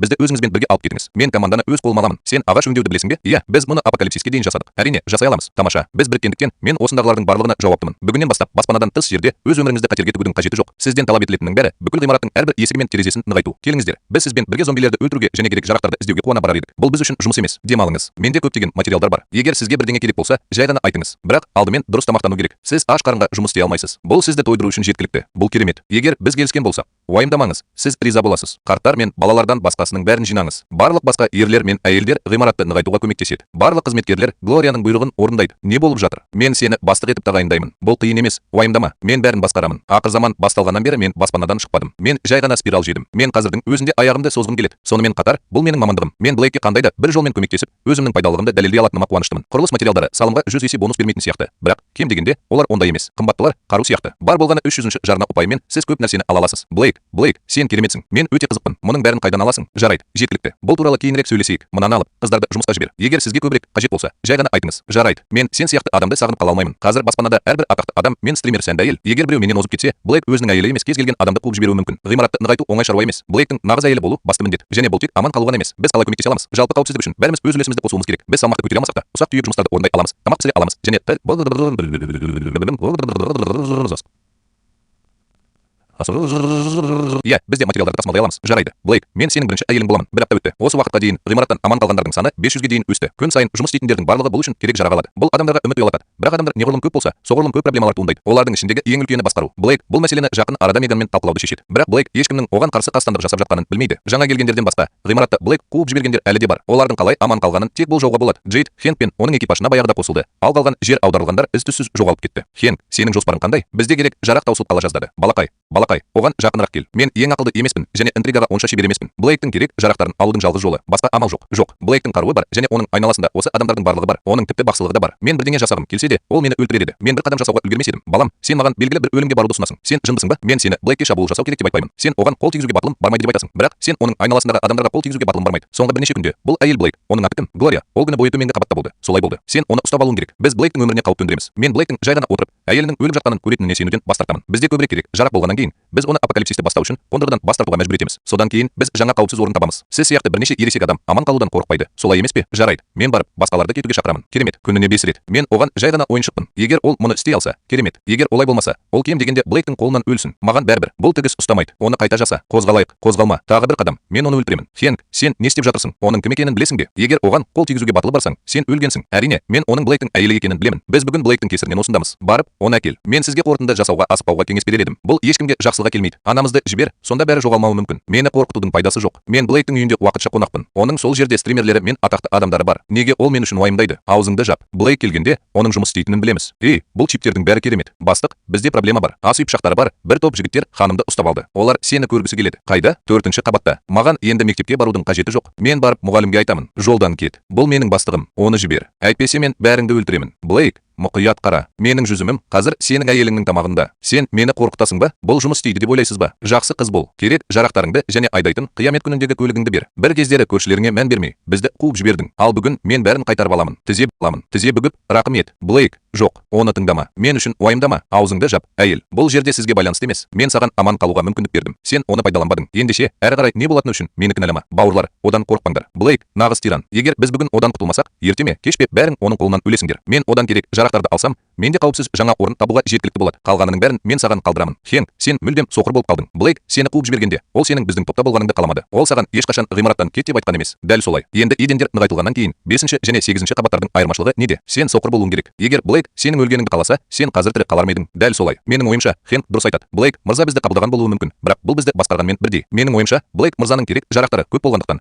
ол оларды біркелкі тарату керек. Мен келісемін. Енді бірдеңе жеу үшін біз шаршағанша жұмыс істеуіміз керек және әлі де тойып тоймауымыз керек. Кари, сен әлі де өзіңді қандай да бір корпоративтік менеджер деп санайсың ба? Сен мұнда тамақ беріледі деген үмітпен келдің, бірақ саусағыңды қозғамайсың. Мен армандадым. Хенк, мен мұны соңғы рет айтамын. Әйелімді жібер. Мен сені тірі қалдырамын. Сен мені әлі де қорқытасың ба? Маған жалбарынған сенсің. Керек жарақтарды оқуға бер. Содан кейін тізе бүгіп, маған 100 рет бас иіңіз. Әйтпесе мен сенің әйеліңді жібермеймін. Блейк, барлық керек жарақтарыңды бер. Мен сенің әйеліңе тиіспеймін деп уәде беремін. Бірақ егер сен бас тартсаң, бұл сұлулықтың ең жоғары дәрежесі. Мен оны сынап көргім келеді. Иә, оның да атақты адамы бар. Блейк өз күшін пайдаланбақшы. Блейк, сен шынымен ештеңеден қорықпайсың. Мен сенің әйеліңді өлтіремін. Оны сынап көрейік. Ол қайда? Не болды? Ол қайда кетті? Менде түсінік жоқ. Сенімен бәрі жақсы ма? Блейк, дәл қазір. Біз кейінірек сөйлесеміз. Барып, Нинаны тауып, алдымен жараларыңды таңып ал. Біреу көмектесе ме? Ханым. Иә, мені осылай істеуге мәжбүр еткен Джейд болды. Ол сенің артыңнан еруімді өтінді. Барып, оны тауып ал. Мұның бәрі оның арқасы. Блейк, сен мұнда не істеп жүрсің? Сені мұнда қарсы алмайсың. Мен сені қуып жіберу үшін келдім. Блейк, сен ақыры өз ойыңды қалыптастырдың. Мен солай болатынын білдім. Сен менің ілгегімдесің. Сен мені тастап кетуің мүмкін емес. Мен сенімен бірге жоғарыға көтерілемін. Бірақ маған ең үлкен жатын бөлме керек. Мен сені қуып жіберуге келгенімді айттым ғой. Қуып жібер. Оны қайда апару керек? Тозаққа. Блейк, сен не айтқың келеді? Дәл солай айтты. Сонда сен тозаққа түскенде тым болмаса тойған елес боласың. Блейк, сен құбыжықсың. Блейк, сен оның ақысын төлейсің. Мен сені өлгеннен кейін де қуамын. Мен мұндай әйелді бекерге де алмас едім. Бірақ керек жарақ үшін. Бұл адамдар бәрін жасауға дайын. Қандай әбігер? Көмектес. Мені жібер. Мені жалғыз қалдыр. Мен саған хабарлаймын. Блейк, сен бұл үшін төлейсің. Құбыжық. Сен тозақта шіріп кетесің. Блейк, өтінемін. Мені жібер. Олар кетсін. Күте тұрыңыз. Мен бәріңізге бір нәрсе айтқым келеді. Біз бір шаңырақ астында тұратындықтан мен сіздің қауіпсіздігіңізге жауаптымын. Сондықтан бұдан былай аса қажетсіз далаға шықпаңыз. Егер сізге шығу керек болса, алдымен маған ескертіңіз. Мен сені күзететін адамдарды бөлемін. Және түсінікті болу үшін мен саған ештеңе сезбеймін. Мен сенің өміріңді маған қоқан лоққы жасау үшін ешкімнің пайдаланғанын қаламаймын. Біз білеміз. Сенің бізге деген сезімің жоқ. Сен біздің қауіпсіздігіміз үшін ғана уайымдайсың. Мен бәрін түсінемін. Сен бізге ештеңе сезбейсің. Бірақ сен жанартау сияқты едің. Глория өзіне зиян келтірген кезде атқылауға дайын едің. Бәрі өте анық. Сен бізге ештеңе сезбейсің. Сен бізге зиян тигізгің келмейді. Сенде бәрі жақсы. Мен жақсымын. Жай ғана тырнап жатырмын. Оны таңудың да қажеті жоқ. Онда қанша керек? Жарақ бар екенін көрдің ғой. Солай ма? Блейк, бұл қандай жер еді? Ол жерде неге сонша керек жарақ бар? Тіпті мен әкелген көліктің өзі сонда. Блейк, сен таңдаулысың. Бұл керек жарақтар бізге кем дегенде бірнеше ондаған жылдарға жетеді. Сенің өзіңе деген сенімділігің таңқаларлық емес. Біз мұны құпия ұстауымыз керек. Басқа біреудің жетістігіне шыдай алмайтын адамдар мен үшін келе алады. Мен оны өлтіріп тастаса да, мені өзімен бірге түбіне сүйреп апаратын адаммен бетпе-бет келуден қорқамын. Уайымдама. Мен ешкімге айтпаймын деп уәде беремін. Мен тіпті Нинаға да, басқаларға да айтпадым. Маған әлі де құрылыс алаңын қадағалап отыруың керек. Біраз демалыңыз. Бұдан былай далаға шыққанда сені ертіп жүреді. Бүгінгідей ештеңе қайталанбайды. Блейк, рахмет. Блейк, сен маған ұнайсың. О, Блейк, сен қызарып кеттің. Глория саған бірдеңе жасады ма? Иә. Олардың арасында бірдеңе болғаны анық. Екеуің маған той жасауға көмектесіңдер. Мен бүгін барлығын емдеп жатырмын. Сен де солай істейсің. Барлығы отыр. Жарайды. Біз бәріміз осындамыз. Формалдылықтың қажеті жоқ. Ұшып кет. Құдай, ау. Мен көптен бері мұндай дәмді ештеңе жеген емеспін. Мен де жеймін. Апокалипсистен кейін мен ешқашан тойып жеген емеспін. Блейк, сенің ойыңда бірдеңе болуы керек. Бұл не? Дәл қазір біздің ғимарат адамдарға толы. Егер оларды ешкім басқармаса, бәрі құлап кетеді. Әлем ережелерге сүйенеді. Менің ойымша, бұл солай. Біз бәрін қайта құруымыз керек. Бірнеше ондаған адамнан тұратын отрядтарға бөлініңіз. Сонда әрқайсыңыз отряд командирі боласыз. Өз адамдарыңызды басқарыңыз. Мен бәрін біркелкі ету үшін керек жарақтарды сіз арқылы таратамын. Қазір уақыт келді. Бастық, айтыңызшы, біз сенің айтқаныңның бәрін орындаймыз. Соғысуды білетіндердің барлығы жауынгерлік құрамға тағайындалады. Біз әлі де керек жарақтарды алып, зомбилермен күресуіміз керек. Бұл жауынгерлер Лео, Гаррет және Спенсер басқаратын 8 бөлімшеге бөлінеді. Олардың әрқайсысы 2 бөлімшені басқарады. Сіз өзіңіздің көмекшілеріңізді де таңдай аласыз. Блейк, сен аяныштысың. Маған мұны қалай істедің? Сен бұл үшін төлейсің. Бастықтың есігіне келіп, жанжал шығаруға қалай дәтің бар? Бастық, ол туралы қол бұлғамай. Мен оны анықтаймын. Болды. Жұмысқа қайта орал. Бұл сізге қатысы жоқ. Блейк, сен қалай сонша жүрексіз бола аласың? Неге маған бұлай істедің? Сен мені сүймейсің бе? Бұл кісілердің маған бұлай істеуіне қалай жол бердің? Сенің жүрегің ауырмайды. Джейд, мен сені өткен өмірімде шынымен жақсы көрдім. Бірақ сен маған қалай қарадың? Сен менің махаббатымды пайдаланып, мені алдап есікті аштың. Сол сәттен бастап, мен тағы бір өмірім болса, сені 100.000 есе артық төлеуге мәжбүр етемін деп ант. Өткен өмір дұрыс. Осы уақытқа дейін жеткендіктен мен саған шындықты біліп өлуге рұқсат етемін. Мен саған айтудан қорықпаймын. Венс екеуің мені алдаған соң, аспан маған екінші мүмкіндік берді. Сондықтан мен ақыр заманға дейін бітпейтін керек жарақтармен, баспанамен қойма салдым. Мен саған бұл пәтерді махаббатың үшін сатып алдым деп шынымен ойладың ба? Пәтер саған арналып безендірілгенімен ақыр заманның келе жатқанын білдім. Бұл сізге не берді? Сен өтірік айтасың. Бұл бос сөз. Бос сөз бе? Жарайды. Қалағаныңа сен. Сен шынымен қайта туылсаң да, мен саған бұл жолы ештеңе істеген жоқпын. Сен ештеңе істемедің бе? Мен сол қайғылы оқиғаның қайталануына жол бермегендіктен ғана. Егер мен саған шынымен есік ашсам, Венс екеуің ішке кірер едіңдер. Сен мені шынымен аяйсың деп ойлайсың ба? Енді өкінбей өлуге болады. Уайымдама, мен сені өзім өлтірмеймін. Әрине, сен аянышты тіршілікті жалғастыра беруің мүмкін,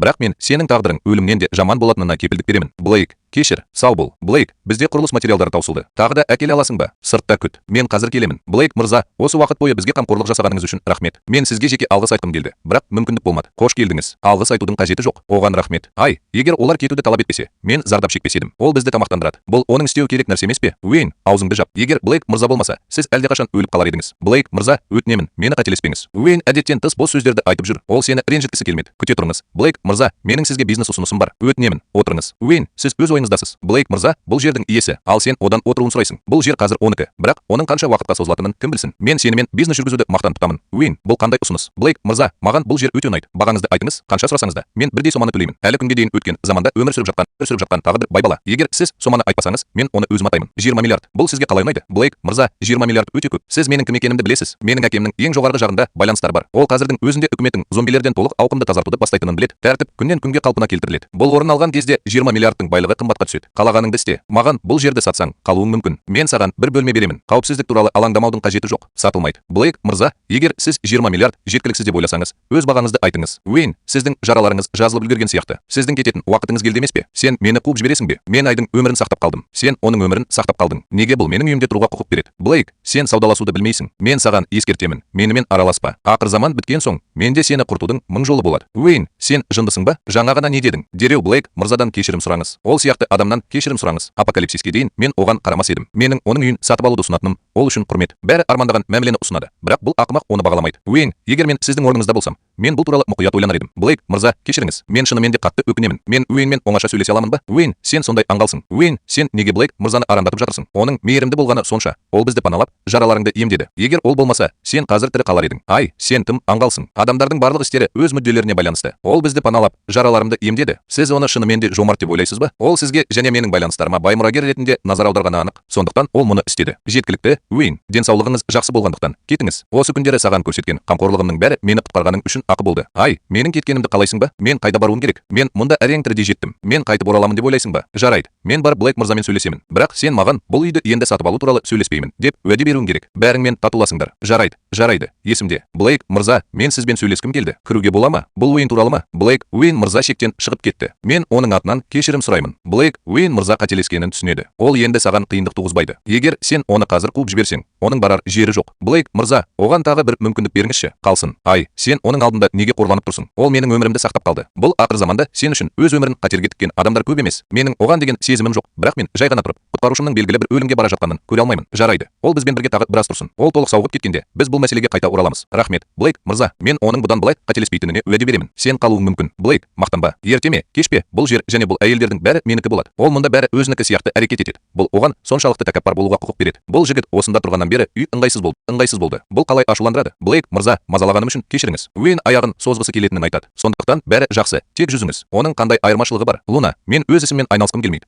Бірақ оған соншалықты мейірімді болудың қажеті жоқ. Оның күнде қандай адам болатынын білмейсің бе? Көмектес. Менің аяғым қысылып қалды. Уэйн, сен кейіп танытып тұрсың ба? Жанашырлық іздеп жүрсің бе? Луна, мен үшін алаңдайтыныңды білдім. Мені жалғыз қалдыр. Уэйн, сенің әзілің мүлде күлкілі емес. Мен саған не дедім? Луна, ол ұятсыз. Әйел, сен әлі де өкінесің. Бүгін кешке мен бәріңді мойынсұнуға мәжбүр етемін. Блейк, сен ең жоғары бағалайтынды мен өз қолыммен аламын. Сен менің қолыңда бардың бәрін құртып жатқанымды көресің. Ай, тамақ дайында.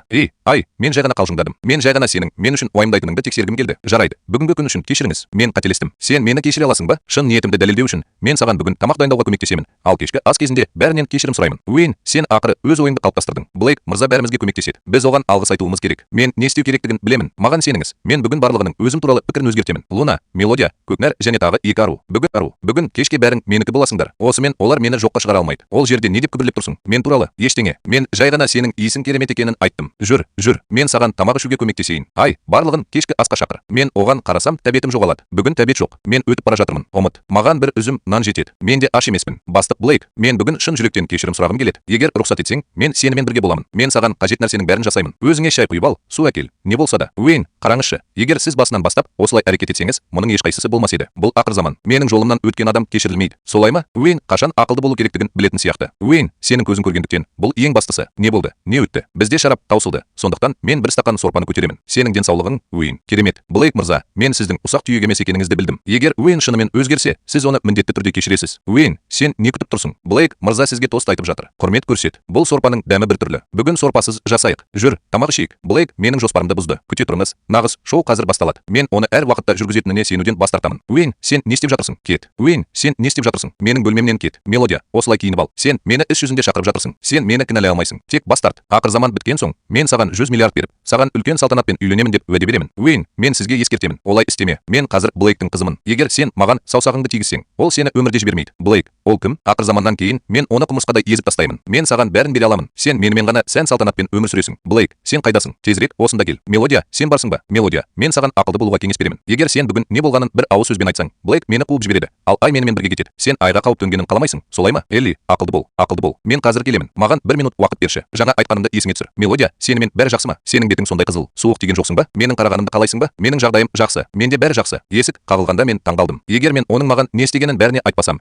мүмкін бір күні ол мұны басқа біреуге жасайтын шығар. Бірақ мен айтсам, Ай онымен бірге кетіп, қорғаныссыз көшелерді кезіп жүр. Мен ешкімді ренжіткім келмейді, және бұл Айға тартқым да келмейді. Мен Айға оның шынайы жүзін көру үшін, оны оңаша айту үшін қолайлы сәтті ғана күте аламын. Сонда ғана ол құтқарушы деп аталатын нәрсеге сенуді тоқтатады. Ай, сен не істеп жатырсың? Маған көмектесуге рұқсат етіңіз. Жоқ, рахмет. Қонақ бөлмеде күте тұрыңыз. Мен дәмдеуіштерді алуым керек. Мен қазір қайтамын. Кешкі ас дайын. Тамақ ішіңдер. Балалар, мен бүгін аш емеспін. Мен болмаймын. Уэйн, сен де болмайсың. Тәбет жоқ. Менің ішімде бірдеңе бар. Балалар, сендер тамақ ішесіңдер. Блейк, күте тұрыңдар. Сен бүгін түнде өлімді армандайтын боласың. Сен өлім туралы дұға етесің. Мен оны саған бермеймін. Күте тұрыңыз. Бірдеңе дұрыс емес. Бұл дәрі адамдарды әлсіретіп, қоздыруы керек еді. Олар неге есінен танып қалды? Мен дозадан асып кеттім. Ай, оян. Бәріңе не болды? Мелодия, сенде бәрі жақсы ма? Оян. Мен сені шынымен бақытты деп ойладым. Блейк, сен керемет болмауың керек пе? Сен мені қуып жібергің келді ме? Мен сенің тез өлуіңе жол бермеймін. Мен сені әйелдеріңнің мейірімділік сұрап дұға еткенін көруге мәжбүрлеймін. Мелодия, мен сені теледидардан алғаш көргенімде сені армандайтынмын. Мен сенен бастаймын. Күте тұрыңыз. Мен бәріңізді алдымен байланыстырамын. Егер сіз оянсаңыз, одан да жаман болады. Арқан қайда? Мен арқанды қайдан таба аламын? Олар есірткіге тәуелді болды. Неге олар қазірдің өзінде оянды? Сонымен, Уэйн, сен бұл арқанмен не істеп жүрсің? Бастық Блейкті шақырады. Не болды? Мүмкін емес. Мен мұны ешқашан жасамас едім. Мен ондай адам емеспін. Жеткілікті. Уэйн, мен сені шынымен өзгерді деп ойладым. Бірақ жоқ. Ит үреді. Жел соғады. Ал сен бізге соншалықты жиіркенішті нәрсе жасағың келді. Ай, сен бәрін дұрыс түсінбедің. Дұрыс емес пе? Дәлелдер менің көз алдымда. Сен не айта аласың? Сен шынымен де бізді есінен танып қалды деп ойладың ба? Біз тамаққа қол тигізбедік. Уэйн, сіз мұны күтпеген шығарсыз. Мен жөндеуден бұрын ас үйге камералар орнаттым. Соңғы рет, дәл соңғы рет. Мен сенің сорпаға бірдеңе салғаныңды да білдім. Блейк, сен қорқақ бейбақсың. Уэйн, арамдыққа келетін болсақ, сенің теңдесі жоқ. Ешкім тіпті жақын емес. Уэйн, сен осында келгеннен бері Блейк жараларыңды емізіп келеді. Ал сен бізге ақшаны қалай қайтардың? Егер сол түні Нина кірмесе, мен сенің құрбаның болар едім. Мелодия, ол саған осылай жасады. Неге ештеңе айтпадың? Блейк сен үшін онымен айналысар еді. Мелодия, егер шындық шықса, Блейк оны қуып жібереді.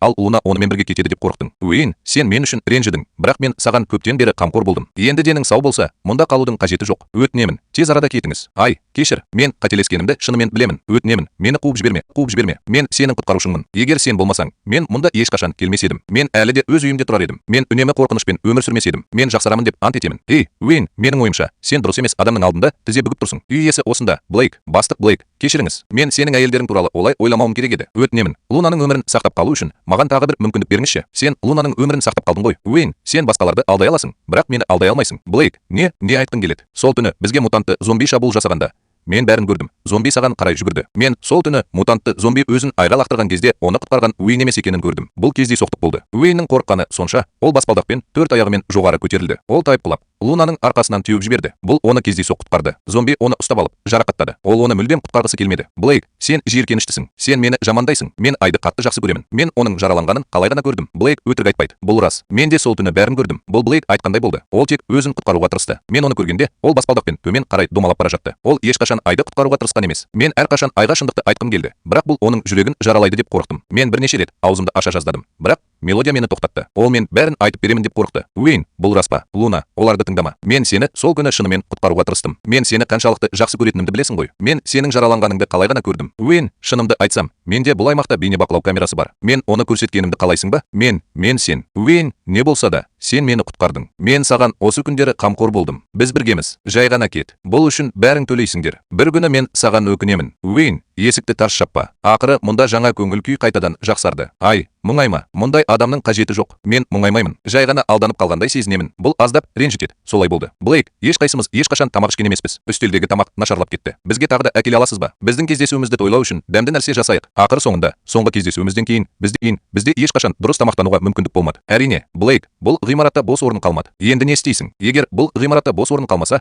бұл басқаларында да жоқ дегенді білдірмейді. Бізге көбірек адамдар қосылған сайын, біз көше бойындағы басылымды нығайтатын боламыз. Блейк, сенде шынымен де сонша адамды тамақтандыруға жеткілікті қор бар. Блейк, ғимарат толығымен нығайтылған. Енді бұл жерді болат қамал деп атауға болады. Жаман емес. Мен сенің дағдыларың ақыр заманда пайдалы болады деп ойламағаныңа сенімдімін. Жаман емес деген нені білдіреді? Мен қандай да бір марапатқа лайық емес пе едім? Оның атын ата. Саған не керек? Біз мұны кешке үйде талқылаймыз. Онда кім бар? Блейк, бұл менмін. Глория, бұл не? Мен марапатқа келдім. Блейк, біз көптен бері біргеміз. Мен саған ғашық болдым. Мен олардың барлығының да саған деген сезімі бар екенін білемін. Бірақ мен сенің бірінші болғаныңды қалаймын. Мен сенің жүрегіңнен орын алғым келеді. Маған керегі осы ғана. Блейк, иә, өтінемін деп айт. Мен саған ешқашан опасыздық жасамаймын және сені ренжітпеймін деп уәде беремін. Мен сені одан сайын жақсы көремін. Жаным, маған уәде бер. Бүгін мені сүй, жарай ма? Сен сенімдісің бе? Солай ма? Мұндай уақытта тағы не туралы ойлану керек? Мұнда кел, жаным. Глорияның бөлмесіне. Есік ашық. Ол бөлмеде жоқ. Қарғыс атсын. Блейк, ол күні бойы барлық ұятсыздықтар туралы ойлайды. Енді мен де ұйықтай алмаймын. Глория, сен бүгін басқаша болдың. Не болды? Сен не туралы айтып тұрсың? Мен бұрынғыдай адаммын. Жоқ, сен бүгін ғана жарқырап тұрсың. Сен әдеттегіден де әдемісің. Не болды? Жақсы ұйықтамадың ба? Жоқ, мен шынымен жақсы ұйықтадым. Не болды? Өтірікші, мына көз астындағы қара шеңберлерге қара. Мелодия олардың арасынан көреді. Жағдай анық. Бұл екеуі кеше түнде төсектен тұрмады. Ол не болып жатқанын байыппен бағаласа керек. Бұл апокалипсисте оның атақты мәртебесі ештеңені білдірмейді. Бірақ егер Блейк бірінші қадамды жасамаса, ол Глория сияқты Блейкке секіре алмайды. Тағы бір топ адам пана іздеп келеді. Олар қаруларын тапсырудан бас тартады. Бұл мүмкін емес. Бұл біздің мектептегі атақты адам. Блейк, сен мұнда да. Бұл шынымен де жоғалған күшік сияқты кампустың түкпір-түкпірінде әдемі Джейттің соңынан ерген жігіт. Ей, Блейк, сенің құдайың қайда? Ол сенімен бірге емес пе? Біз жаңа ғана келдік. Бізге не болып жатқанын көрсет. Жарайды. Құдай, ау, бұл рас. Сен аянышты көмекшісің. Сенің әлі тірі екеніңе таңғалдым. Тағы да қайтала. Мен қорықпаймын. Бұл менікі. Балалар, біз сыныптас болғандықтан және сендер осында келгендіктен жай ғана бақылап отырыңдар. Маған осы жердегі ережелерді айтып, қаруыңды тапсыр. Біз сені осылай орналастыра аламыз. Сен кімсің деп ойлайсың? Басшылардың бірі сенімен сөйлессін. Мен мұнда тегін тамақтандыру үшін келген жоқпын. Мен керек жарақтарда келдім. Аянышты адам. Сен саңыраусың ба? Көшбасшыңды осында әкел. Бастық. Олар өте дөрекі және сені қорлайды. Оларды қуып жіберейік. Бұл ол. Ховард мырза, менің колледждегі нұсқаушым. Мен колледжге жетім қалғандықтан оралдым. Мені үнемі қорқытатын. Мені дәретханада ұрып соққан кезде ол ішке кіріп, көмектеспей қана қоймай, мені тәртіптік жауапкершілікке тартты. Блейк, бұл қандай кездейсоқтық? Сені мұнда көремін деп ойламадым. Енді көшбасшыңды осында әкел. Олар бізден қаруымызды тапсыруымызды талап етеді, бірақ бұл бізге өзімізді қорғау үшін қажет. Біз тамақты басқа нәрсеге айырбастай аламыз. Ховард мырза, кешіріңіз, бірақ бұл жердегі ережелер. Егер сіз осында болсаңыз, онда сіз оларды ұстанасыз. Егер жоқ болса, кете аласыз. Блейк, сен кімсің? Бұл жерде сізге байланысты емес. Жеткілікті, өзіңізге маңызды соққы жасаңыз. Біз ең бастысына келдік. Тағы бір қорлау. Мен бәріңді зомбиге жіберемін. Көзіңді ашып, жақсылап қара. Бұл адам біздің көшбасшымыз. Блейк, сен байсалдысың ба? Әлгі ақымақ жай ғана жетім. Ол қалай сенің көшбасшың бола алады? Сен менің бастығымды жаңа ғана балағаттадың. Сенікі дұрыс сияқты. Бүгін мен оған бетінің неге қызарып кеткенін көрсетемін. Блейк, біз бәріміз сыныптаспыз. Ал мен сенің мұғаліміңмін. Жақсылық жаса, оларды көп ал. Маған сенің зиянды тағамдарың қызық емес. Егер қалғың келсе, қаруыңды бер. Мен сені орналастыру үшін біреуді жіберемін. Егер қаламасаң, кеттік. Содан кейін кет. Блейк, сен мұғаліммен осылай сөйлесесің. Мен саған 4 жыл сабақ бердім. Бір күндік мұғалім, өмір бойы әке. Естімедің бе? Ховард мырза, мен сізді құрметтеу үшін осында қалдыруға келістім. Бірақ егер біз өткенді зерттеп жатсақ, онда сіз жай ғана тұрып,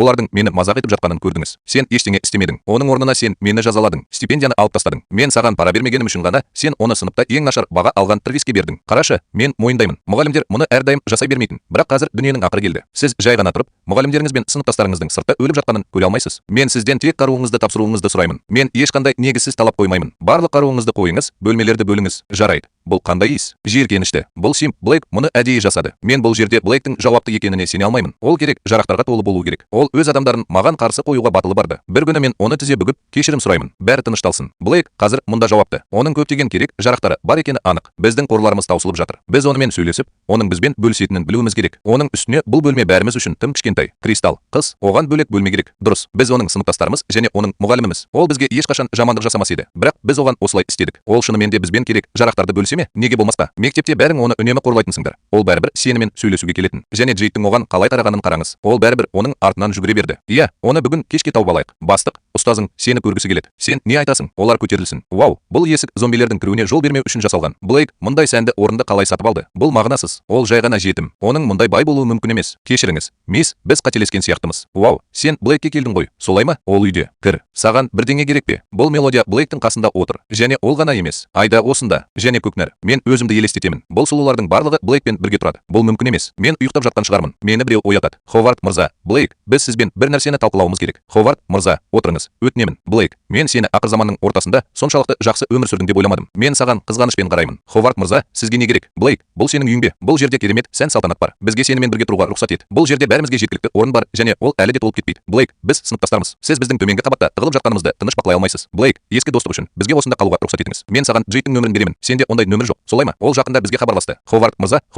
жалғастырыңыз. Блейк, біз сізге келдік. Өйткені бізге шынымен де бір нәрсе керек. Қараңызшы, біз келгеннен бері керек жарақтарымыз таусылып қала жаздады. Сен мұнда патшалар сияқты тамақтанасың. Сенде бәрі жеткілікті екені анық. Бізбен бөлісе аласыз ба? Тұрғын үйге келетін болсақ, төменгі қабаттағы бөлме тым кішкентай. Егер сіз бізді паналай алсаңыз, бұл өте жақсы болар еді. Ховард мырза, сіздің талаптарыңыз орынды деп ойлайсыз ба? Блейк, біз неге ақылға қонымсызбыз? Біз сыныптастарымыз ғой. Сіздің отбасыңыз жоқ. Біз сенің отбасыңбыз. Сондықтан сыныптастарыңыз бен мұғаліміңізді төменде ұстауға ешқандай себеп жоқ. Егер сіз менің үйіме осындай нәрсені лақтырғыңыз келсе, мен сіздің бұл жерден кетпеуіңізге кепілдік беремін. Блейк, сен не айтқың келеді? Біз сенің сыныптастарыңбыз. Сен бізді қорқытасың ба? Дәл солай. Блейк, Кристал, қыз, сен оны қалай осылай қорқыта аласың? Тезірек барып, бізге бөлмелер бер. Мұндай жерде ұйықтау өте қауіпсіз болуы керек. Балалар, сендер мұндай сенімділікті қайдан алдыңдар? Сіз Блейкті қорлаған кезде, сіз оның отбасы екеніңіз туралы бір рет ойладыңыз. Біз жас және ақымақ едік. Енді қателескенімізді түсіндік. Жарайды, кешірім сұраймыз. Сіз жаңа ғана Джейдті саудалық тиын ретінде ұсындыңыз. Айналаңызға қараңыз. Мұндағы әрбір әйел өзінен 100 есе сұлу. Блейк, сені паналап, жеткілікті жұмыс жасады. Егер тағдырыңды сынай берсең, бұл бөлмеден де айырылып қалуың мүмкін. Сондықтан мен саған қиындыққа тап болмауға кеңес берер едім.